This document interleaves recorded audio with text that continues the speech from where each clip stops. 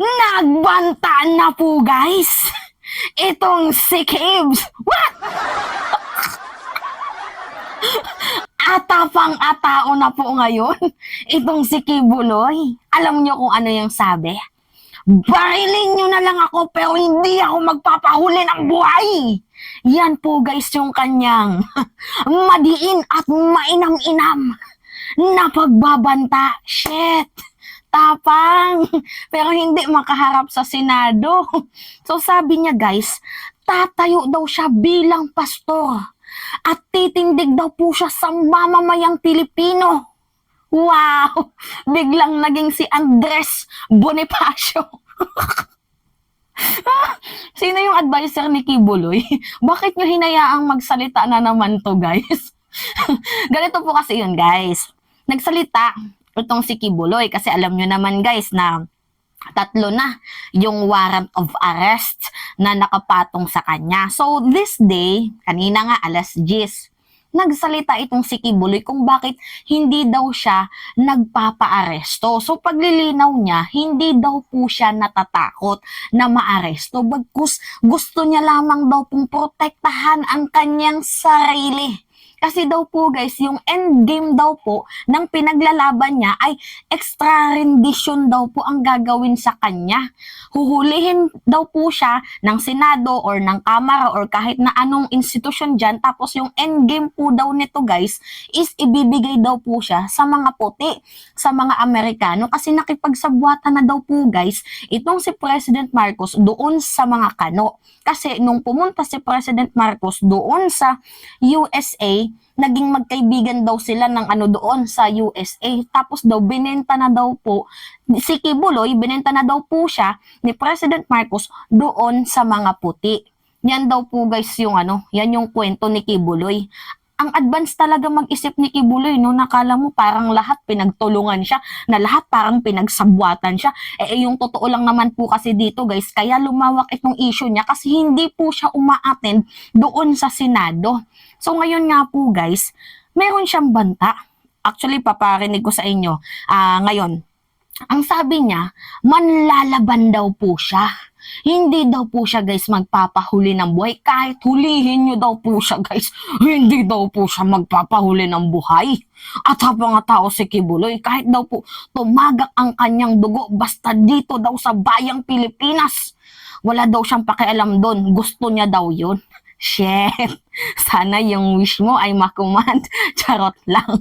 Anyway, much better pa din na makita natin itong si Kibuloy na, nagsasuffer sa mga allegedly na kriminalidad na kanyang ginawa.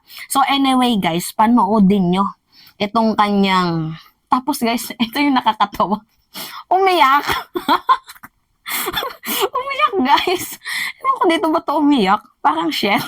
So pakinggan nyo pakinggan nyo. Buti pa, ulitin ko, mamatay ako. Tutulo ang dugo ko sa sarili kong bansa. Tapos? Na nakatayo ako sa sarili kong paa na hindi ko ipinagbili ang honor ko at ang honor ng aking pagtayo bilang isang tunay na pastor, bilang isang tunay na mamamayan na hindi nagpapasakop sa panlilinlang, panggigipit, pangingikil at sa pagsisinungaling. Ako po ay lalaban sa mga kasinungalingan na ganyan. Ako po, pag nahuli ninyo, hindi ako magpapahuli ng buhay. Marilin na lang ninyo ako. Kung ako'y huhulihin ninyo, hindi ninyo ko mahuhuli ng buhay. Yung mga puting yan, wag lang mangingialam sapagkat nagkasabuatan na ang rehimeng Marcos at ang mga puting yan na naririto na hawak na ang liig ng ating bansa. Yan po ang endgame nila at ito rin ang endgame ko. Kung ang endgame nila, bawian ako ng buhay sa kanilang kamay, hindi ako papayag. Kung ang endgame nila ganon, hindi ako papayag. Ang endgame ko, mamamatay ako sa kamay ng mga Pilipino, okay sa akin yun. Basta nakatayo ako sa aking sariling prinsipyo, values, hindi ko pinagbili, bansang kaharian. At lahat po ninyo, Yan na guys. ako'y mamamatay. Umiiyak na siya. Honor. ako para sa mga Pilipin. Kinunan ng katarungan, kinunan ng hustisya. Sa bansang ito, dito tutulo ang aking dugo. Dito ako mamamatay. Huh? Bahala na, basta Pilipino ang papatay sa akin, okay sa akin yun. Yun lang man po. Pagpalain tayong lahat ng ating dakilang Ama at naway manumbalik ang kapayapaan, ang katarungan, hustisya sa bansang ito. Umiyak! Ganun pala umiyak si Kibs. Tatayo ako. Bahala na. Shit. Kwento mo sa pagong. Anyway guys, nabanggit niya daw na mamamatay siyang merong honor. Wow! Big word. So tatayo daw po siya guys para sa katarungan. Shit! Big words. Eh, di tumayo ka doon sa mga inano ni Digong. Hindi ba? Yung sa drug war campaign ni Digong na hindi makatarungan, tumayo ka doon. Total, sinabi mo, natatayo ka para sa katarungan at sa mga taong ginigipit. Eh, di tumayo ka. Ipaglaban mo yung mga taong, sukdulan. Yung mga taong sinakdal ng sukdulang sama ng administrasyon ni Digong. O doon ka tumayo. Diba? Ngayon guys, narinig niya ito yung sabi ni Kibuloy, no?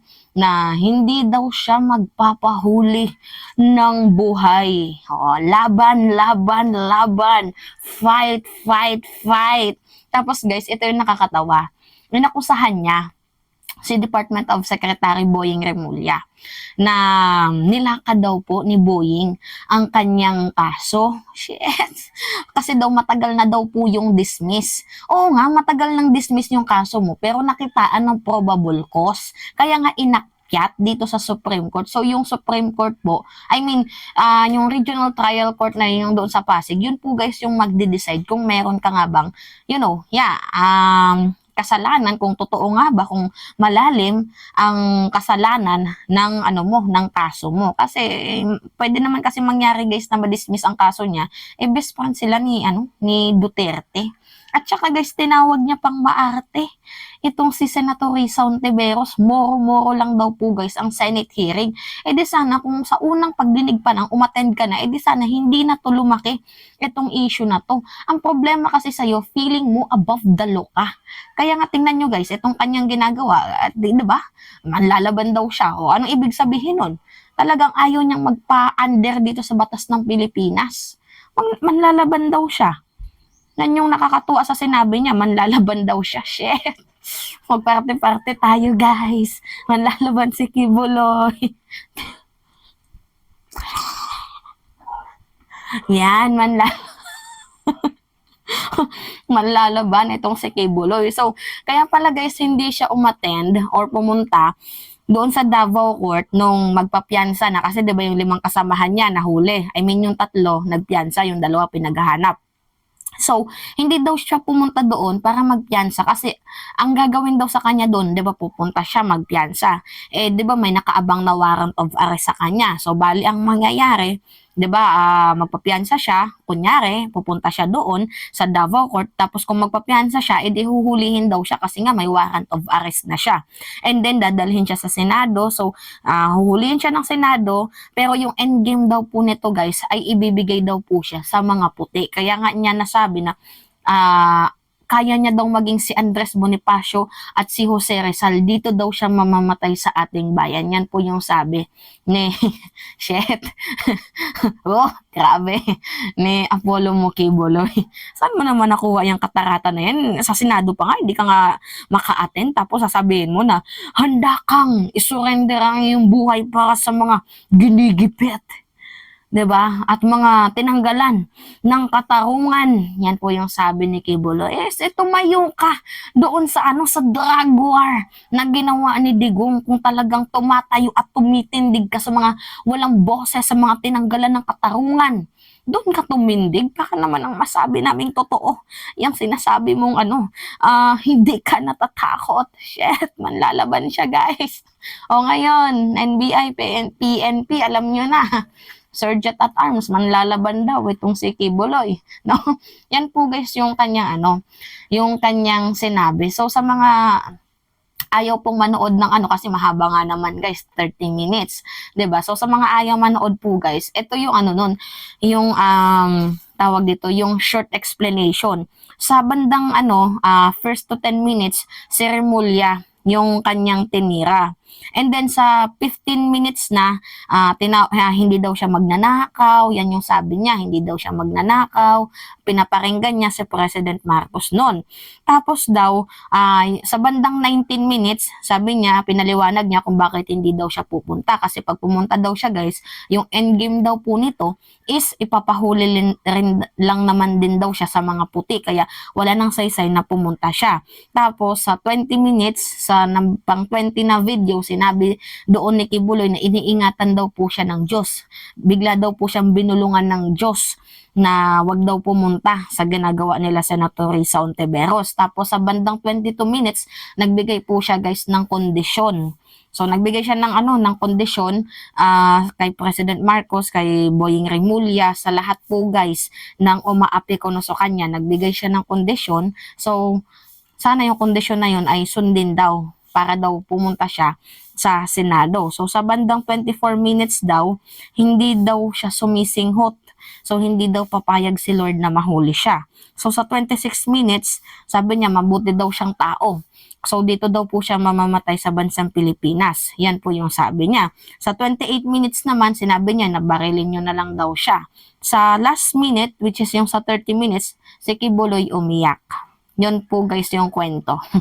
So, shinort na lang natin. Kasi, wala naman talagang sense, guys. Boses lang naman yung narinig nyo. Hindi na naman nagpakita itong si Kibuloy.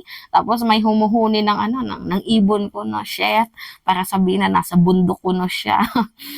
Diba? Pero yung sounds na yun, guys, ano lang yan, nasa search lang yun sa YouTube. Sa YouTube, yung sound ng yung huni ng ng mga nasa bundok, diba? So, anyway, yun po guys yung yung shortcut ng kwento ni Kibuloy sa loob ng 30 minutes. Wala siyang ibang ginawa kundi nag-akusa, tinawag na maarte itong si Senator Risa Ontiveros. Iniingatan daw siya ng Diyos. Umiyak siya, nakikipaglaban daw siya sa tama. Yan po guys yung kanyang pinagsasabi, which is wala pong sense guys. Kasi kung ang nangyari dito, umantad na lamang siya, wala na sanang problema. Ang nangyari, pinaabot niya pa sa ganito. May extradition, may mga warrant of arrest, yung mga ganun pinaabot niya pa sa warrant of arrest. Nakaapat na hearing sa sa kampo ni Senator Risa Ontiveros, nakaapat din sa sa SMNI franchise, 'di ba? Na apat-apat na hearing tapos hindi siya umattend, 'di ba? So that ito yung nangyari sa kanya, yung ending niya, pinatawan siya ng warrant of arrest which is limitado na lang ang kanyang galaw. Pinatawan din siya ng hold departure, bawal na din po siya guys na gumalaw or umalis sa bansang Pilipinas. Kasi nga daw po guys, dito siya huhulihin. So sabi niya nga, dito daw po siya mamamatay, yan po yung sabi niya. Anyway, ang tapang ni Kibuloy, no?